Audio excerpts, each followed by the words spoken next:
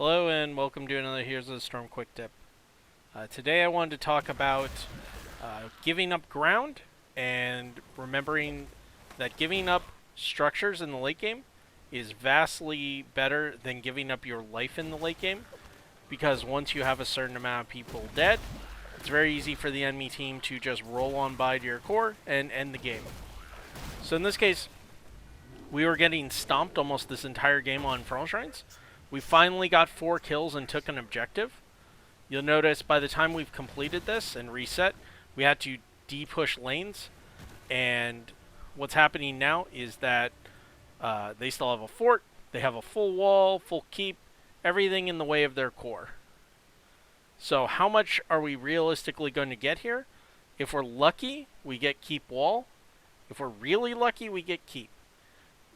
But this assumes no one makes a bad play. And so something you want to be looking for is if someone's out of position, someone's stepping up too aggressively, someone's defending too aggressively. And so you'll see right here, Diablo steps up, boom, we get into a taunt, we follow up with Leoric and the silence, and we get a kill on Diablo. That's a full reset because he had just died on the objective fight. So now, if they wait for Brightwing, it's going to be a 4v5 and an 80% Punisher. Again, they still have the keep wall and the keep, but where do they defend? Directly on keep wall. Leoric makes a huge play with the Entomb, catches 2 of them, we follow up, we kill them, and now that's game over.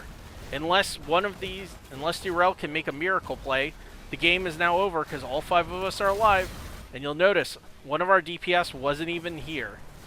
And just like that, the game's over. And so again, it's very simple. They stepped up. So what I believe the thinking was here was that they saw multiple of us in other lanes, not pushing with the Punisher. You can see from their perspective of things that they have vision of 2 of our team members, and they're off elsewhere. And so presumably there's only 3 people here, if that. Notably, both our DPS are not with us. So, they probably thought they could make this play, but what they failed to realize is this late in the game, even just these 3 heroes can easily kill, especially given that the Diablo had just lost souls. So, their life is nowhere near what it normally would be. It's still 6,000, but that 6,000 goes fast. And just like that, boom, dead. And again, even after that, all that really means is that they have to give the wall and probably give the keep now. When they both DPS stepping up in the same spot against Leoric is already aggro, but also doing it in range of the Mortar Punisher is just ridiculous.